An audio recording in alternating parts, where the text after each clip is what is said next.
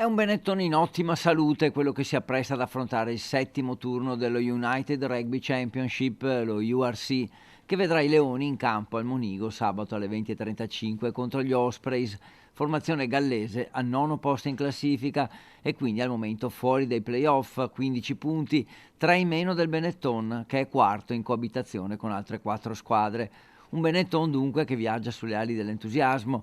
Tra i protagonisti dell'ultimo successo a Edimburgo anche Riccardo Favretto, trevigiano doc, seconda linea di 2 metri al debutto stagionale rientrando da un infortunio. Rispetto secondo me alla scorsa stagione stiamo trovando un po' quella forza che c'era mancata, complice sicuramente il tipo di allenamenti che facciamo, molto endurance se così si può dire, che ci permettono appunto di rimanere lucidi anche negli ultimi 20 minuti della partita. Un Benetton che, vista la classifica, è presente nei primi posti di molte statistiche.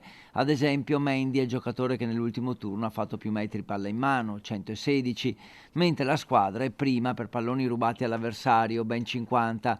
Gli ultimi 20 minuti possono cambiare una partita data per vinta o per persa. Ospreys, a differenza di Edimburgo e di Glasgow, sono una squadra molto più quadrata, loro verranno ad attaccarci, sono una squadra molto valida. Dobbiamo secondo me rimanere anche noi molto quadrati e soprattutto rimanere sul pezzo per tutti gli 80 minuti. Dunque ci si attende un Monigo ancora tutto esaurito per sabato sera, prima dei 2 turni di Challenge Cup, la Coppa Europa, che ha visto i trevigiani conquistare una storica semifinale l'anno scorso.